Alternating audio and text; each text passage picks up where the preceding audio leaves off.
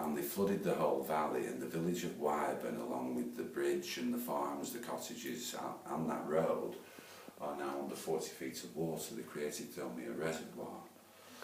But this rock here, the Wordsworth referred to it as Sarah's Rock, and it was the halfway point between here and Keswick, and Coleridge was living at Keswick at the time, and they used to meet here. And Dorothy talks about going to meet him, and he was sitting there and he carved all the names in the rock face. He carved his own, and carved Wordsworth's and Dorothy's and Sarah's and Mary's and John's.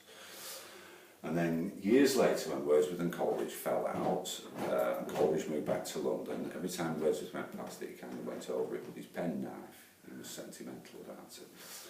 And then when they came to flood the valley, by that time literary tourism had started, and there was a man called Canon Rawnsley.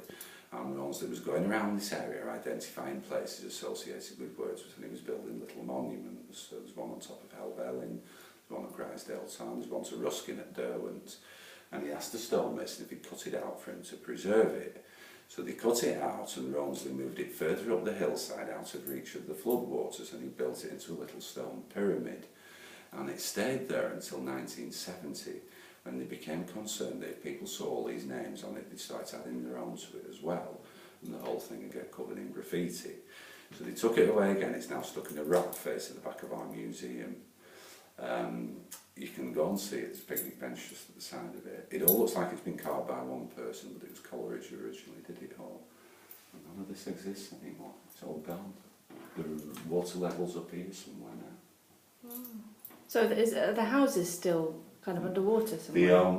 The only building that exists is the old church, which is sits at the right-hand side of the road, just at the foot of the base of Helvellyn.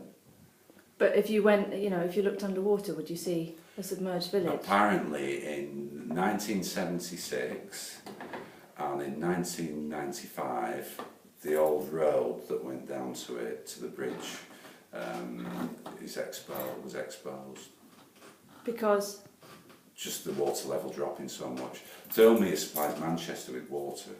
Really? It was built by Manchester Water Corporation, and it's a gravity-fed pipe that runs from Thirlmere down to Manchester. They tunnel through the mountain at the back here. In fact, if you'd have come here any time between 1880 and 1890, all you would have heard was blasting.